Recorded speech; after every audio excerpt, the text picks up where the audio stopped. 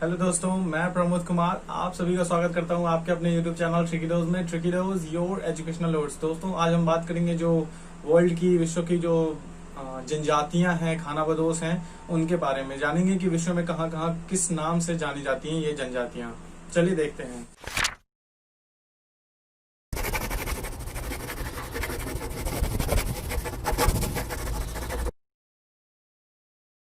तो दोस्तों, बात करते हैं जो खानाबदोश और जनजातियां होती हैं उनके बारे में। हम जानेंगे, अभी हमारा वर्ल्ड ज्योग्राफी चल रहा है तो हम जानेंगे कि विश्व में जो मुख्यतः रूप से पाए जाते हैं अलग अलग प्रकार की जनजातियां, उनके बारे में, और वो कैसे कैसे प्रकार के घर बना के रहते हैं उनके बारे में। तो जनजातियां जो होती हैं या खानाबदोश, इनको बता दें कि ये जो होती है खानाबदोश जनजातियां जो होती हैं उनके बारे में आप समझिए कि वो समूह एक समूह होता है, एक कबीला होता है जो कि अपने खाने को ढूंढने के लिए वो इधर उधर भटकते हैं। वह पहले ऐसा होता था जब कोई संसाधन या कोई वैसा चीज उपलब्ध नहीं होता था, लोग कंद मूल पे जीते थे।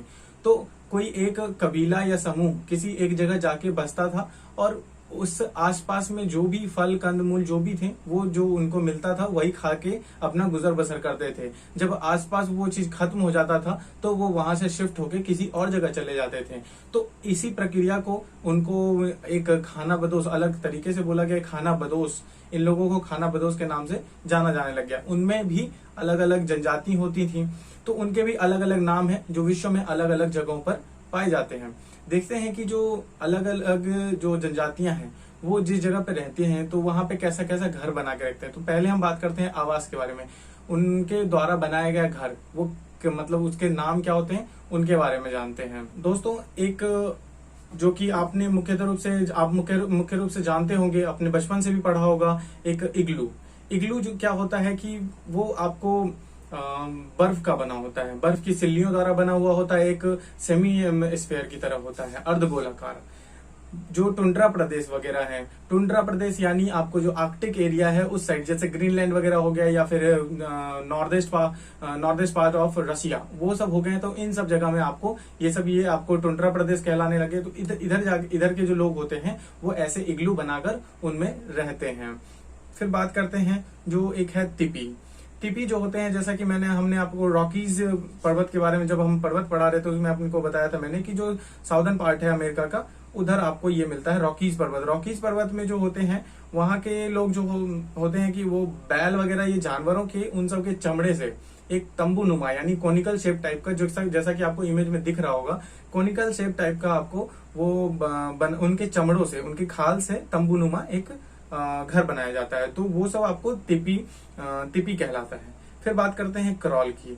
क्रॉल जो है एक गुंबद नुमा होता है, जैसा आपको इमेज में दिख रहा होगा कि वो एक गुंबद नुमा है, गोल आकार जैसा है। और वो जो होता है ये ईस्टर्न अफ्रीका जो है, ईस्टर्न अफ्रीका, उधर मसाई नाम की प्रजाति होती है, उन लोगों के द्वारा जो है सो ये सब बनाया जाता है।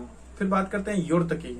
युर्त जो होता है वो भी आप समझिए कि पशुओं के खाल द्वारा उसका निर्माण होता है। जैसा कि आप इमेज में देख रहे हैं कि वो भी एक आपको पुराने लोग क्या होते थे, पुराने लोग जो है सो इन्हीं चीजों से अपना मतलब घर बनाते थे कि इनके खाल को अपने उपयोग में, इनको वस्त्र भी बना लेते थे, इनका घर भी बना लेते थे। तो इन सब चीजों का उपयोग, इन सब चीजों को उपयोग में लाते थे। फिर बात करते हैं स्लेज। स्लेज जो होता है, जैसा कि आप देखते होंगे, कॉमन सा एग्जांपल ले लीजिए, जो सेंटा क्लॉज होते हैं। सेंटा क्लॉज क्या करते हैं कि वो जो आपके सामने मतलब जिस रथ पे आते होंगे, आपने देखते होंगे कि जिस रथ पे वो आ रहे हैं उसको स्लेज कहते हैं। स्लेज, और ये एक प्रकार का हल्की गाड़ी होता है जो कि ठंडे प्रदेशों में बर्फ पर चलता है। फिर बात करते हैं पिग्मी।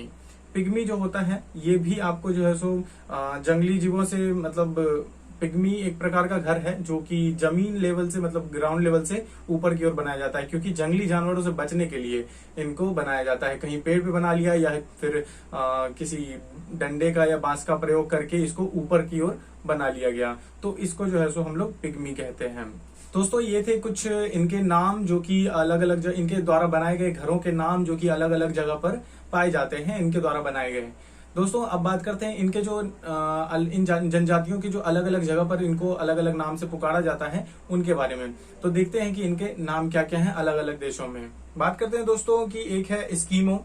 एस्किमो जो होते हैं वो आपको कनाडा, ग्रीनलैंड, टुंड्रा प्रदेश, अलास्का, जैसे कि हमने टुंड्रा प्रदेश की बात करी। टुंड्रा प्रदेश आपको जो नॉर्थ पार्ट है, आपको हम लोग का अर्थ पृथ्वी का जो उत्तरी भाग है, उधर ठंडे इलाके, उसको एस्कीमा कहते हैं। एस्कीमा जैसा कि आपको नॉर्मल एग्जाम्पल में दिख रहा होगा, फिर एक इमेज दिख रहा होगा कि उसमें जो खाल वगैरह या फिर जो भी एस्कीमो जो ठंडे प्रदेश में लोग रहते हैं उनकी प्रजाति को एस्कीमो कहते हैं।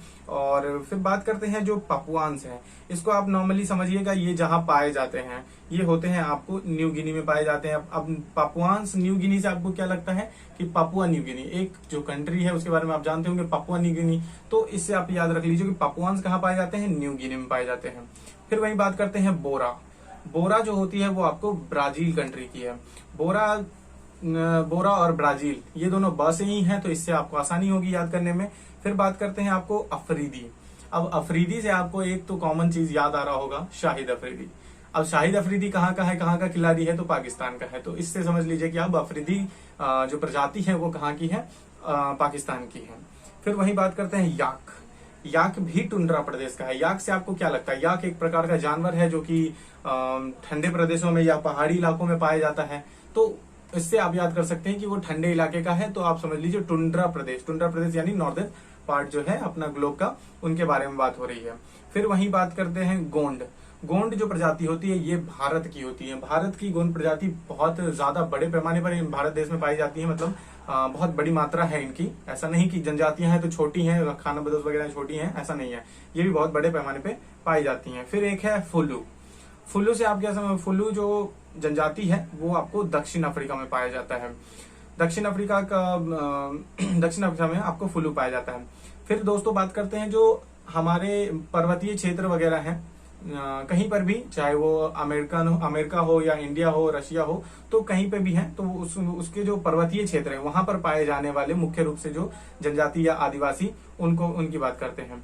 तो हमारे देश की पहली बात कर ले तो यहाँ पे आपने सुना होगा कोल, संथाल, हो एवं भील। ये सब जो आपको जनजाति हैं ये आपको छोटा नागपुर क्षेत्र, जो भारत का झारखंड का इलाका है छोटा नागपुर, उस साइड में आपको ये पाया जाता है। फिर बात करते हैं जो एक है टोडा। टोडा आपको कहाँ मिलेगा, नीलगिरी पहाड़ियां। नीलगिरी पहाड़ियां आपको पड़ेगा वेस्टर्न घाट। वेस्टर्न घाट आपको क्या पड़ गया, कर्नाटक, केरला, तमिलनाडु, इन सब का एरिया जो है वो आपको वेस्टर्न घाट जो पहाड़ी इलाका है उस साइड में आपको ये टोडा जनजातियां मिलती हैं। फिर बात करते हैं एक हाईलैंडर। हाईलैंडर से क्या होते हैं, हाईलैंडर क्या है, स्कॉटलैंड का ये आपको प्रजाति है जो कि इस क्षेत्र में पाया जाता है। फिर एक है स्लोवाक। स्लोवाक कौन सा, स्लोवाक चेक, जो स्लोवाक एक आप कंट्री के नाम से भी जान रहे होंगे स्लोवाक जो है, तो स्लोवाक गणराज्य और चेक ये आपको पड़ेगा इधर इस एरिया में पाया जाता है। फिर बात करते हैं वेदा। वेदा जो है आपको श्रीलंका, ये अपने पड़ोसी देश का है, तो वेदा आपको श्रीलंका जो श्रीलंका कंट्री है उधर आपको पाया जाता है। दोस्तों ये थे हमारे जो मुख्य रूप से पाए जाने वाले जनजाति या फिर खानाबदोश थे उनके बारे में। खानाबदोश जो कि अलग अलग जगह में पाए जाते हैं, उनके नाम बहुत इंपॉर्टेंट है क्योंकि अक्सर एग्जाम में पूछे भी जाते हैं। दोस्तों लॉकडाउन का वक्त खत्म हो चुका है, इसका मतलब ये नहीं कि हमें बाहर निकलना है, पढ़ते रहना है। हमारा काम हमारा काम पढ़ाना है और आपका काम पढ़ना है। दोस्तों थोड़ा थोड़ा पढ़िए, लेकिन जरूर पढ़िए। रोजाना अगर थोड़ा थोड़ा भी खत्म करते हैं अपना सिलेबस, तो उससे क्या होगा कि आपका एक सिलेबस खत्म हो जाएगा सही वक्त पर, और सामने एग्जाम्स भी हैं तो आपको एक बर्डन नहीं होगा।